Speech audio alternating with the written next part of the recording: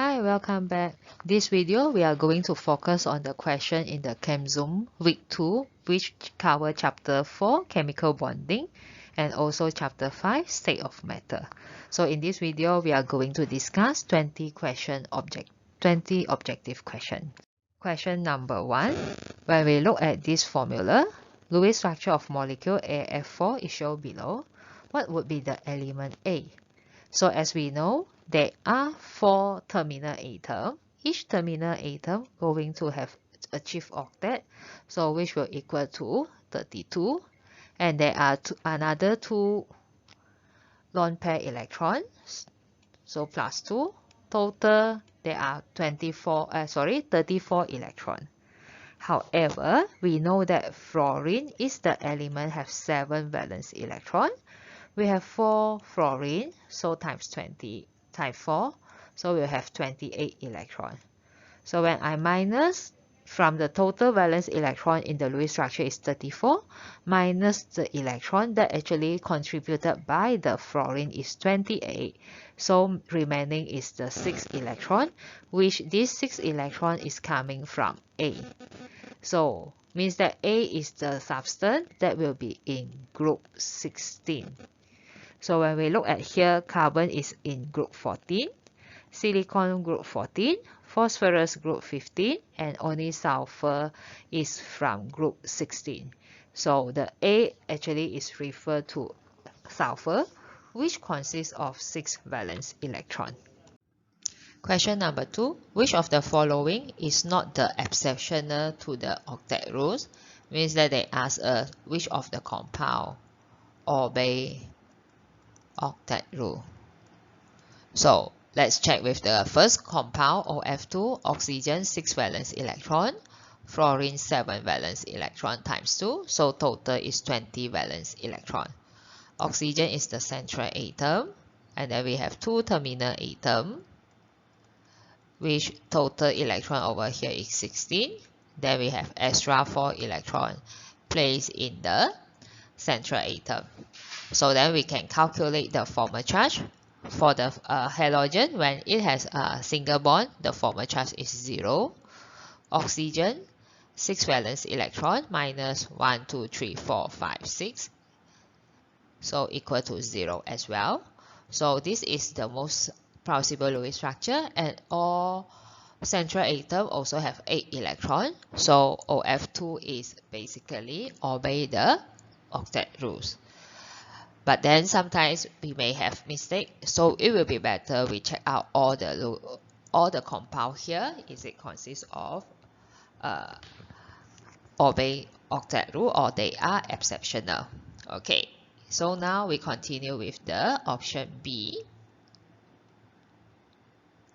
Chlorine 7 valence electron, oxygen 6 times 2, so 12 power 7, 19. Chlorine will be in the center, so oxygen is terminal atom. Minus 16, so we'll have extra 3 electron, so place in pair. So when we check at here, we know that all the electrons are in the structure. But then, as we all know, if the oxygen with the single bond, the formal charge is -1. And then at the same time, the formal charge for the chlorine, 7 minus 2 bonding electron, and then 3 unpaired electron, total is 5, is equal to +2. So if we check with this Lewis structure, this is not the most plausible Lewis structure. Then we have the idea that if the oxygen become double bond, the formal charge will become 0. So we form the double bond over here, then the formal charge equal to 0.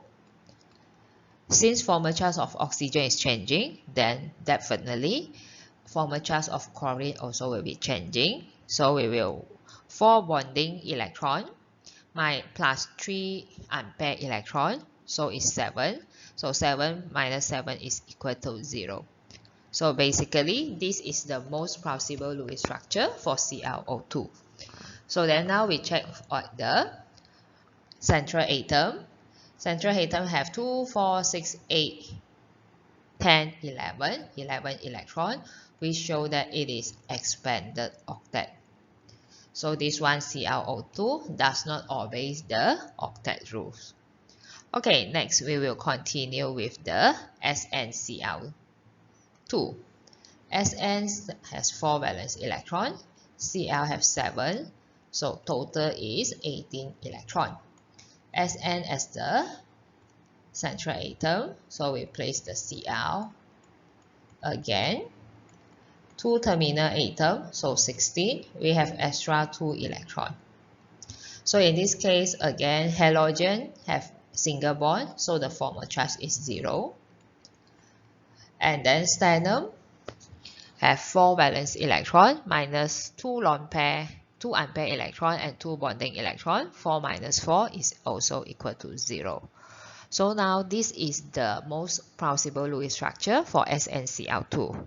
Then now we focus on the central atom, only have 6 electrons, so this one is showing incomplete octet, which is also do not obey the octet rules.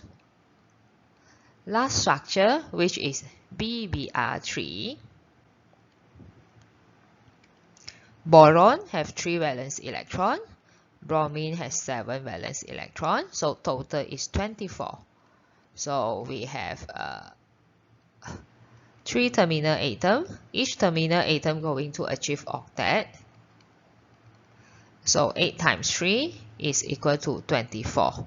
So minus 24, there is no extra electron. And when we focus on the central atom, the boron have only have 6 electrons.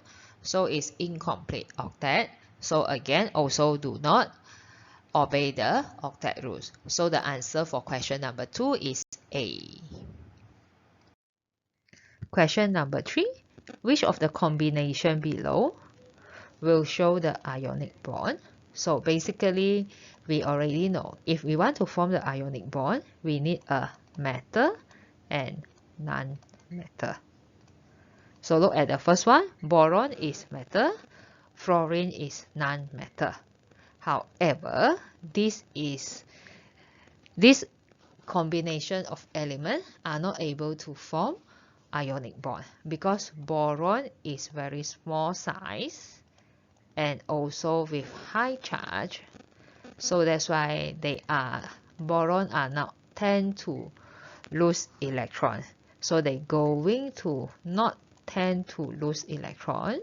So if not tend to lose electron, so means that this does not show the character of the metal. Potassium, group 1, bromine, group 17. So this one can form ionic bond. Carbon, group 14, chlorine, group 17, sulfur, group 16, oxygen also group 16.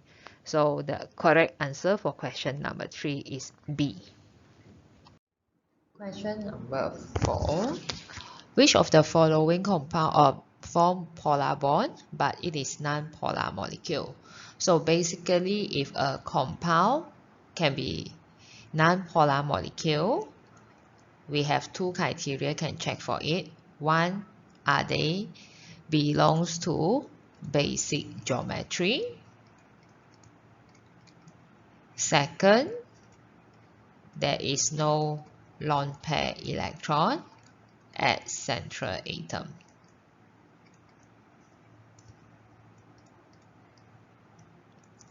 So now let's check the structure. Is it polar or non-polar molecule? So as we know, hydrogen has 1 valence electron, chlorine has 7, so total is 8 electron. So when we look at here, all the 8 electron is shown in the Lewis structure. So the shape is linear. However, the central atom has the lone pair electron. So even this is the basic geometry, but it is considered as polar molecule. So option A will be out. Next, we continue to option B. Nitrogen have 5 valence electron. Oxygen has 6 times 2, 12 plus 5, 17. So nitrogen is the central atom. So make the oxygen octet. So we have 16 electrons, have extra 1 electron placed at the central atom. As in previously we mentioned, so the formal charge for oxygen in the negative is -1 if it is single bond. So that's why again we will have the idea we need to form the double bond. Once we form the double bond, the formal charge for the oxygen will become 0. So we do the same action to another oxygen atom. So now oxygen formal charge 0. At the same time, nitrogen 1, 2, 3, 4, 5 also 0. But this is not the most plausible Lewis structure for NO2, because when you check the central atom, which is the nitrogen, is surrounded by 9 electrons. At where this is not applied on nitrogen, because nitrogen only have 2s and 2p orbital, which maximum only can have 8 electrons. So the most plausible Lewis structure for NO2 supposedly only have 1 oxygen with double bond, 1 oxygen with single bond, and then nitrogen have 1 lone pair electron. So the formal charge for oxygen is 0, and then the formal charge for oxygen single bond is -1. Then the formal charge for nitrogen, 5 minus 3 bonding and 1 lone pair, is +1. And then at this condition, the nitrogen only surrounded by 7 electrons. So when we check with this one, the central atom has the lone pair electron, have a pair electron. So this one also does not fulfill the requirement for the non-polar molecule. H2O, I think we quite often draw the structure for the H2O, which is, we know that there is 6 valence electron plus 2 of hydrogen, has 2 electrons, so total is 8 electrons. Then we have 2 lone pair electrons. Again, when I have lone pair electron, the shape for this molecule is H2O, which is not basic shape, so H2O is polar molecule. So last option, we look at the D. Sulfur 6 valence electron, oxygen also 6 times 3 will be 18, total is 24. So now sulfur as the central atom, and then have 3 terminal atom. Each terminal atom achieve octet, so 3 times 8 is 24 minus 24. There is no extra electron need to place at the central atom. So that means SO3 fulfill the requirement, and it is non-polar molecule. Which of the following are non-linear? Okay, so this side is as long as it is not linear, then the answer will be correct. So we have to start with the SO2.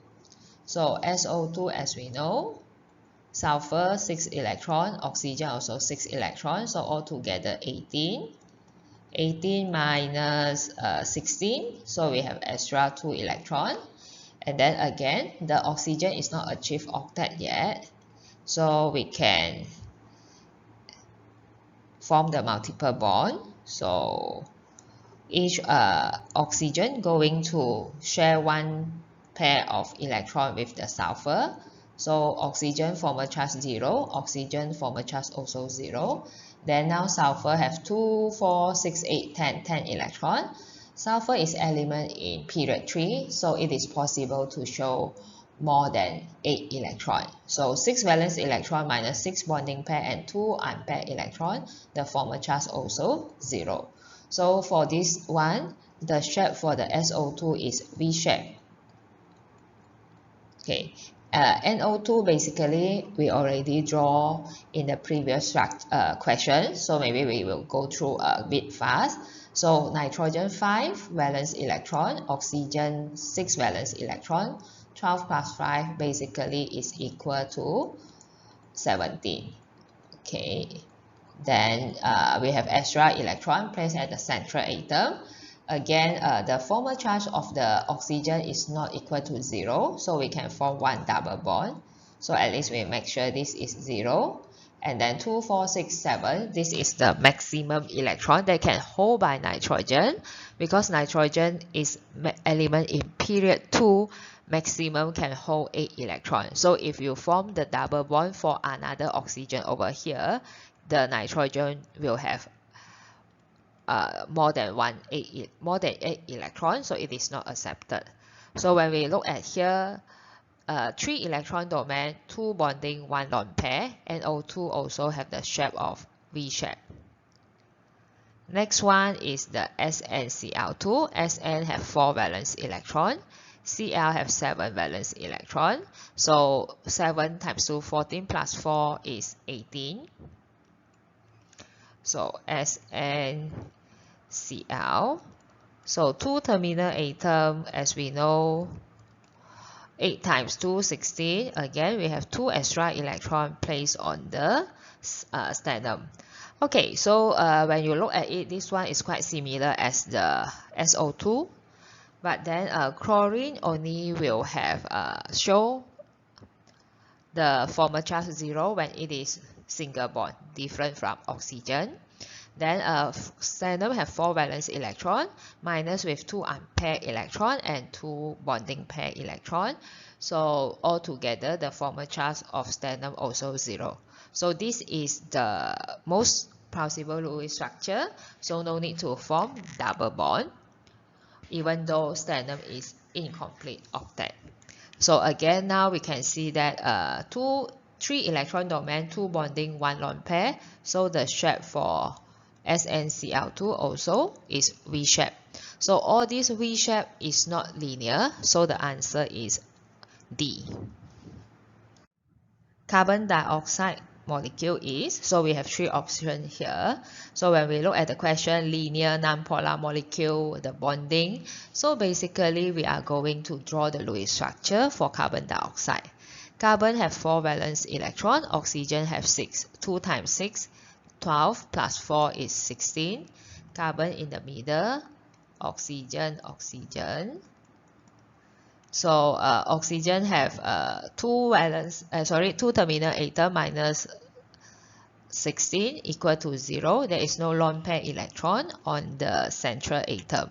But then we will notice that the central atom not octet yet. So, and then we also have the idea already. Oxygen always will form, the formal charge of oxygen always will be 0 if the bond is double bond.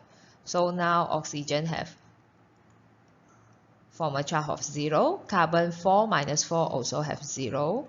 So based on the Lewis structure that we just draw, carbon dioxide is a linear molecule.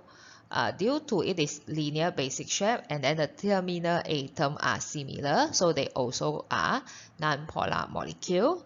At the same time, the bond between carbon and oxygen, due to have different electron negativity, they are polar bond. So the answer again is D.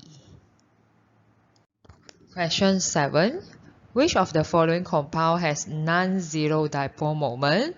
So means that dipole moment not equal to 0. So in other words to say, the question is ask us which is the polar molecule.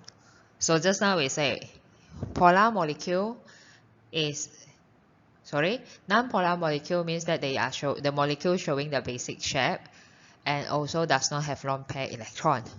So if you want to do it quickly to check, maybe you can check polar molecule means that there is lone pair electron at central atom. And then also they are not basic shape. So check with the first structure, CH4, carbon have 4 valence electron, hydrogen have 1, total 4, so it's 8 valence electron. Formal charge for hydrogen is 0, and then at the same time formal charge of carbon also 0. So this is the most plausible Lewis structure. The shape is tetrahedral. Tetrahedra is the basic shape. No lone pair electron at the terminal atom. So A is not the option because it is non-polar molecule. Next one, sulfur has 6 valence electron. Fluorine has 7. 7 times 4, 28. 28 plus 6 is 34. So maybe we can have another quick way to check. So 34, as we look at the formula here, means that they will have 4 terminal atoms. Each terminal atom going to have 8 electrons. So 4 times S equal to 32. So minus 32 have 2 electrons. So we know this one have extra electron, which we will place at central atom.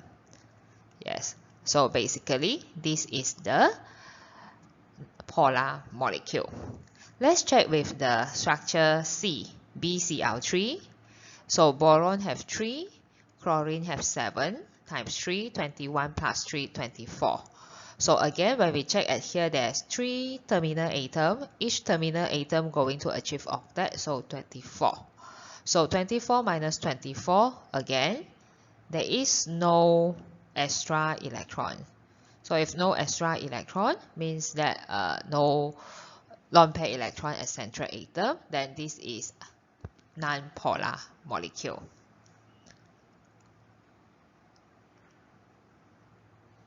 Last option, PCl5. Phosphorus has 5 valence. Phosphorus has 5 valence electron. Chlorine have 7 valence electron times 5. Total is 40. So again, when we look at the formula here, 5 terminal atom times 8, 80. So minus 40. There is no extra electron. Means that no lone pair electron at central atom. Then this molecule is non-polar molecule. So the answer for question number 7 is B. Question number 8. The true statement about PCl3. Phosphorus has 5 valence electron. Chlorine have 7 times 3, 21, 26. So if we want to draw the Lewis structure for PCl3 is phosphorus, Cl, Cl, Cl. So we use the quick way, 3 terminal atom minus 24. So we have 2 electrons placed on the phosphorus. So the bond between P, phosphorus and Cl bond is non-polar. This statement is incorrect. PCl3 is a polar molecule. Okay, as we know, central atom has lone pair electron. So yes, correct. The bond angle of ClPCl is 120 degree. So for this one, we have to check because altogether we have 4 electron domain. Okay, so the basic shape supposedly is the tetrahedra. This one is the basic shape, is tetrahedra. So for the bond angle for tetrahedra is 109.5 degrees Celsius. Because there is lone pair electron, so it supposedly will be smaller than 109.5. So if less than 109.5, so option C is incorrect. The geometry of the PCl3 is trigonal planar. Basic is tetrahedra, then with 1 lone pair electron. So the shape is trigonal pyramidal. So the correct answer is B. Question number 9. Both the oxygen atoms in the CH3NO2 are bonded to nitrogen. What is the hybrid orbital for nitrogen that forms sigma bond? So before we can identify, we need to draw the Lewis structure. Again, before we can draw the Lewis structure, we have to calculate the total valence electron. Carbon has 4, hydrogen 1, but we have 3 hydrogen. Nitrogen has 5, and oxygen has 6. So total 6 times 2 is 12 plus 5, 17. 17 plus 3, 20. 20 plus 4, 24 valence electron. Then we try to draw the structure. As we know, carbon always have maximum 4 bonds, and then 3 are bonded to hydrogen. one will bonded to nitrogen. Then we will have oxygen and oxygen. Okay, so as we know, oxygen always have two bonds. So in this case, now try to complete the number of electron at the oxygen here. So CH3 carbon has a complete octet electron. Hydrogen already achieved duplet, but then now we try to see how many bonds here. 1, 2, 3, 4, 5, 6. 6 bond means that they are 12 electrons, so we still have extra 12 electrons. So we can place at the oxygen, which is the terminal, 6 electron, and then over here also 6 electron. But then we will notice that the nitrogen haven't achieved octet yet. So we erase one lone pair from the oxygen and then form the double bond. Okay, then now we can check at here. The question asks us to look for the hybrid orbitals for nitrogen atom. So we focus on the nitrogen atom. When they want to form sigma bond, we can see that nitrogen are showing 3 electron domain. So if 3 electron domain means that the type of hybridization will be sp2. So the answer is B. Question number 10. Which of the following species its central atom use sp3 hybrid orbital? So means that we need to draw the Lewis structure. Sulfur 6 valence electron, fluorine 7 valence electron times 4. So altogether 28 plus 6 is 34 valence electron. So we use the quick way. So from the formula here, we can see there is 4 terminal atom times 8. So 32. So they will have extra 1 lone pair electron. So when they have extra 1 lone pair electron, we will have the idea that this one have 5 electron domain. So the type of hybridization will be sp3d. So option A is out. For the B, ICl negative, iodine 7, chlorine also 7 times 4, 28, plus 7, 35. And then plus 1 means that gain 1 electron, 36. Again, here we can see there is 4 terminal atom minus 32, so have 4 extra electron. So for this one, ICl4 negative, when you draw the structure, 4 terminal atoms plus 2 unpaired electron, so total is 6 electron domain. So if 6 electron domain, the type of hybridization will be sp3d2. Next one, let's check with the C2H2. C carbon have 4 times 2, 8. Hydrogen 1 times 2, 2. So total is 10. So for this one, we're going to draw like this. Okay. Sorry, C2H2, so means that only have 2 hydrogen. So hydrogen have 1 single bond. Okay, so minus 4 means that the carbon is triple bond. So in this case, carbon has 2 electron domain. So the type of hybridization supposedly is sp. So option C also not correct. So now we have the last one. No matter how, we still need to double check again. So silicon is 4. Chlorine is 7 times 4. 28 plus 4, 32. So based on here, we have 4 terminal atom times 8 equal to 32 minus 32. There is no lone pair electron. So when they have 4 electron domain, so the type of hybridization is sp3. Question 11. The Lewis structure of the correct ion ClO3 negative are given. Then we need to calculate the formal charge for the chlorine and oxygen. So as we know, chlorine have 7 valence electron. And then in the circle here, the chlorine showing have 5 electrons, so 7 minus 5 will equal to positive 2. While for the oxygen, as we know, there is 6 valence electron, but in the circle there is 7 electrons, so 6 minus 7 equal to negative 1. So again, the answer is donkey. Question 12. Which of the following compound will able to form intermolecular hydrogen bond? So as we know, the basic requirement for a molecule to form hydrogen bond is the hydrogen have to bonded directly to fluorine, oxygen or nitrogen. So very obvious, CH4 cannot because FON are not appear. CH3OH, the Lewis structure basically looks like this.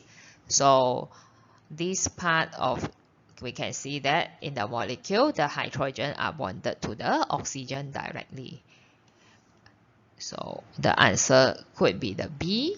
Then the next one, CH3OCH3. As we can see, even here we have 6 hydrogen, but all these 6 hydrogen are bonded to the carbon, so cannot form hydrogen bond. Last, the HCN, hydrogen, carbon, nitrogen. So again, the hydrogen is bonded to carbon, not to the nitrogen. So this is not the answer as well. So the answer for question number 12 is B. Question 13. The information given is the oxide silicon and sulfur. So pick the statement which will explain the differences between the melting point and also the boiling point. So basically they are asked you which of the following statement is true. Okay, so when we look at the information given, the melting point and boiling point for the silicon oxide is higher. So indirectly that we have the idea that the intermolecular force for silicon oxide is stronger compared to SO3. Okay, then we look at the type of molecule because this is a giant covalent compound. So that's why we have the idea that the type of bonding is covalent bond. While for this one, SO3 is simple covalent compound. Therefore, their intermolecular force is the van der Waals force. Van der Waals force. Okay, so now option A, intermolecular force of SO3 is stronger. So the statement is wrong because we already have the idea. Higher melting point and boiling point means that it is stronger intermolecular force. Okay, B, the covalent bond in silicon oxide have the ionic character, while SO3 only have pure covalent bond. Since all of them are non-metal, so basically they supposedly to form covalent bond. Covalent bond between SiO2 are stronger than the covalent bond between SO3. Okay, so the strength of the covalent bond basically depends on whether it is single, double or triple bond, and also depends on the electron negativity. So in this question we have no idea about the details, then maybe we will look for the option D. As silicon oxide melts, the covalent bond between the molecules are dissociated, while in SO3 it only involves the break of van der Waals force. Okay, so this is like what we analyze, similar with what we analyzed the question just now. So answer for question 13 is D. Question 14, choose the correct order for increasing boiling point. So as we know, boiling point will be affected by the intermolecular force. So let's check out the intermolecular force for each of the compound or element below. Neon is non-metal, so van der Waals force. So if we want to specify, it will be London forces. Hydrogen also the same, non-metal and non-metal, so it's van der Waals force. And then because due to the similar electron negativity, so hydrogen is non-polar molecule. So the most significant intermolecular force will be the London forces. Next one for the carbon monoxide. When we draw the Lewis structure for carbon monoxide, carbon, oxygen, so 4 plus 6 is 10.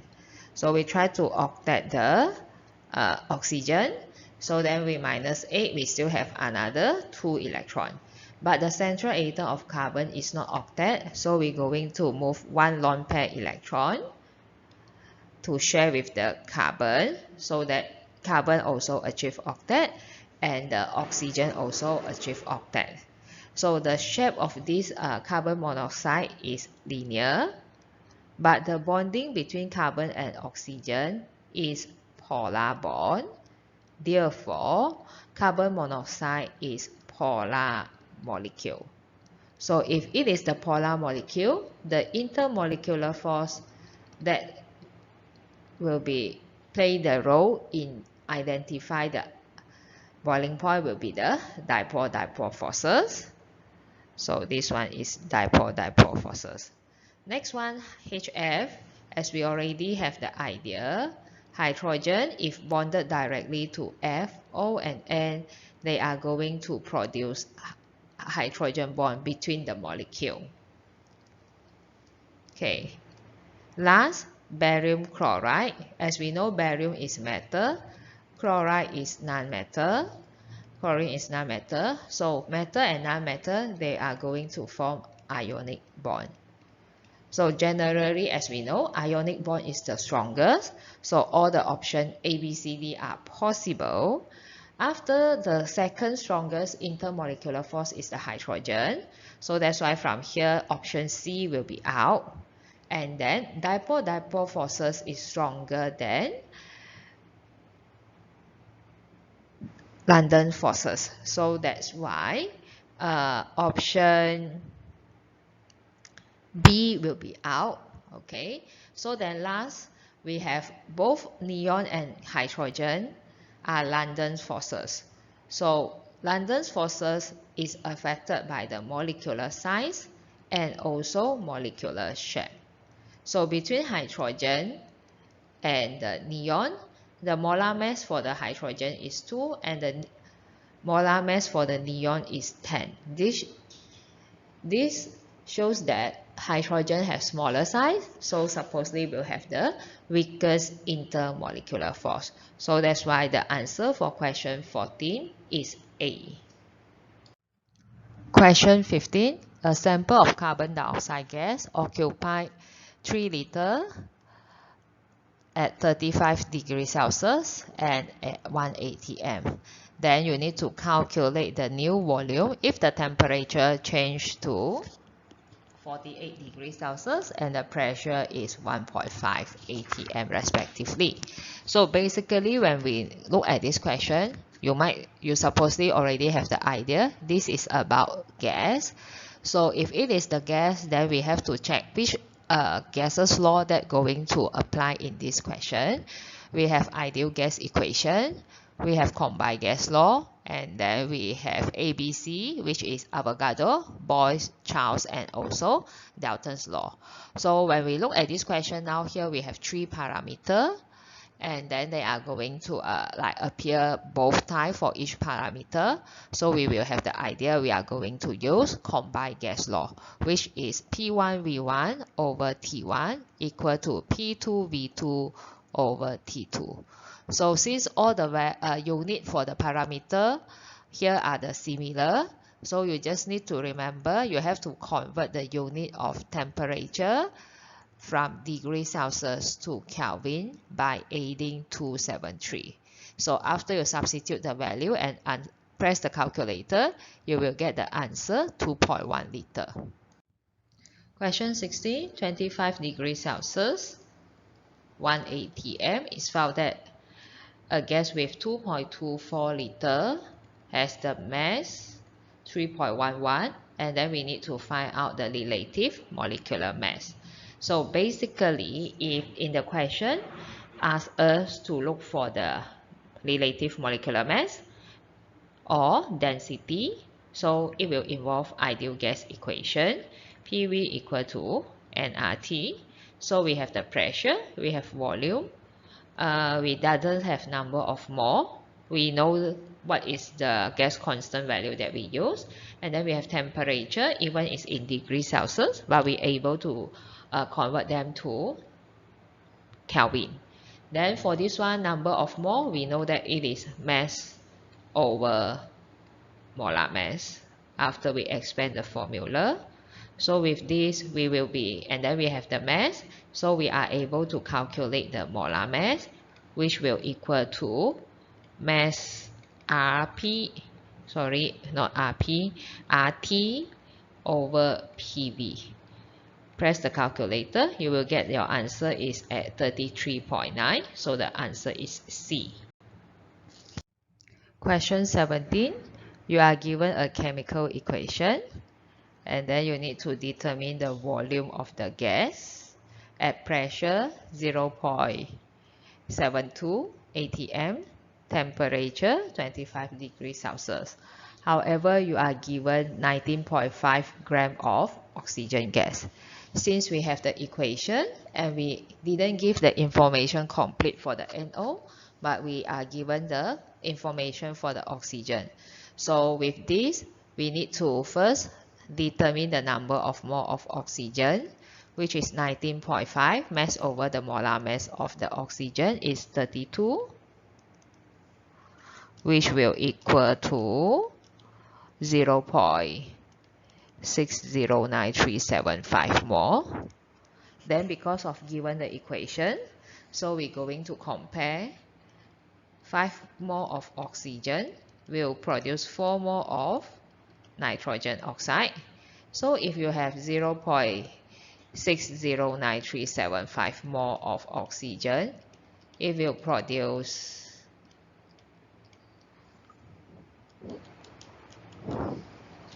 0.4875 mole of nitrogen oxide. But then the question is not ask us number of mole, the question is ask us the volume, and then we are given the pressure and also temperature.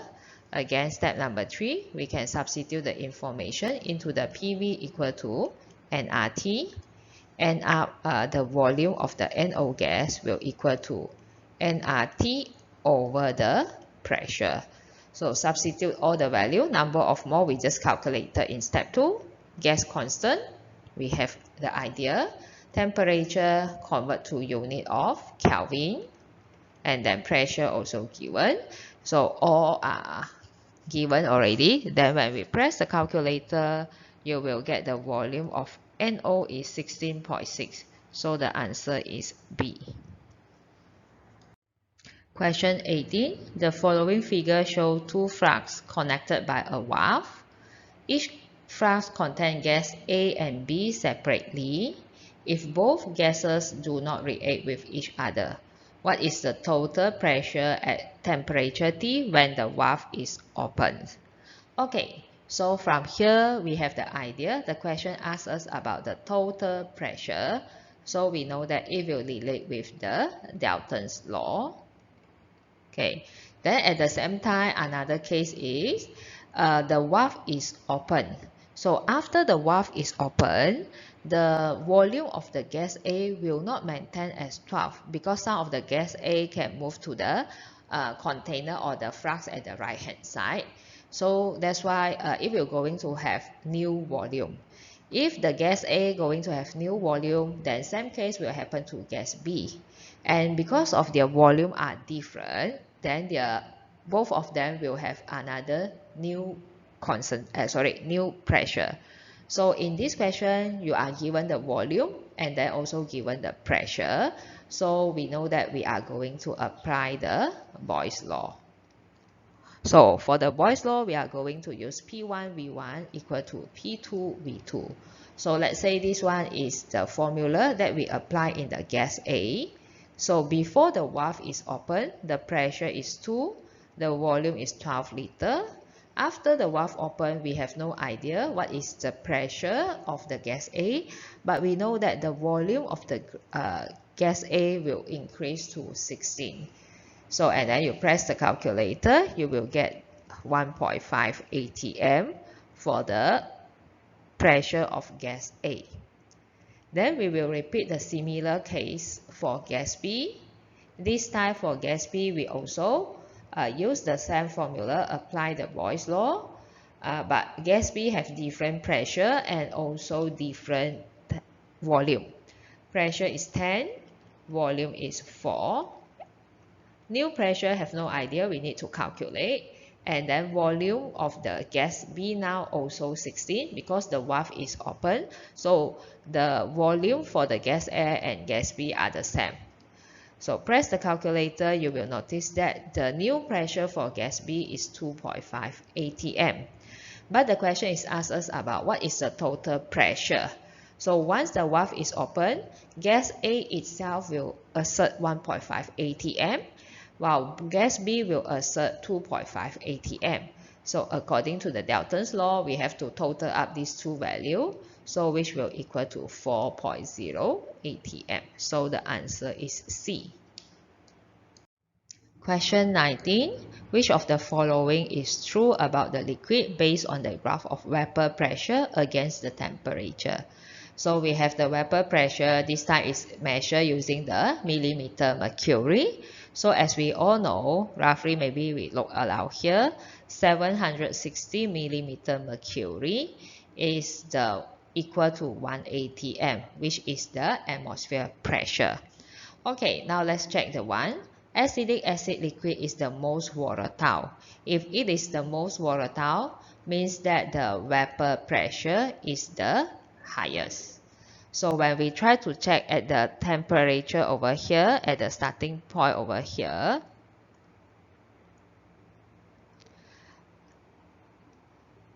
at the similar temperature, the pressure for diethyl ether is the highest. So, and then the lowest is the acidic acid. So basically statement A is wrong. Acidic acid supposedly is the least volatile because have the lowest vapor pressure at the same temperature for all these 1 to 4 substances. Okay, water has the highest boiling point. So when we check at 1 atm, so the boiling point for the diethyl ether maybe is around 30, benzene is around 60, water is around 90 or as we know 100, and then acidic acid is 110 or 120 around here. So basically not water has the highest, but it's the acidic acid has the highest boiling point. So next one, C, only diethyl ethyl ether and benzene boil at 1 atm. So at 1 atm, we have to know the temperature. So this statement is considered not complete. Basically, all of them will boil, but we have to specify with the temperature. So option C will not be the good option. And then we try to look at D. The attractive force between benzene are stronger compared to diethyl ether. Okay, so now we are mentioned about the stronger. So again, because this one from here, we will get the idea of boiling point. As we know, if the boiling point is higher, means that the intermolecular force is stronger. So when we look at 1 atm, basically benzene, the boiling point of benzene is higher than diethyl ether. So this statement is correct. Okay, we already at the last question for this video. 20. This is a phase diagram for iodine. A sample of iodine exists in condition V. So this is the condition V at here. At this moment, the iodine is at liquid form. As we know, when we have phase diagram, solid is at the left side, and then liquid is in the middle, and gas is at the right side. Okay, determine the change in the phase if the pressure is decreased at constant temperature. Okay, so this is the condition of V at liquid condition, and then you are going to decrease the pressure at constant temperature. Means that we are going to draw the line going down.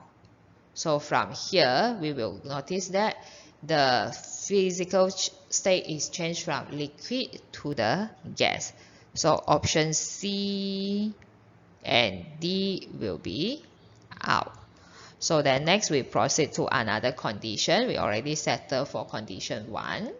So condition 2 is the temperature is depressed.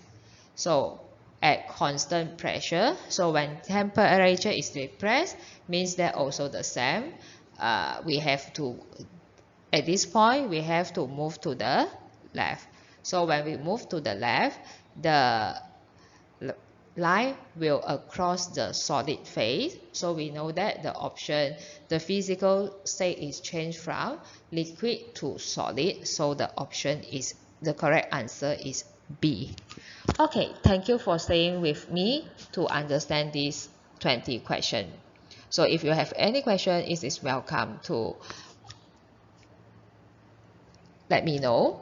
Okay, so we will see you again in next video, which is CHEMZOOM 3.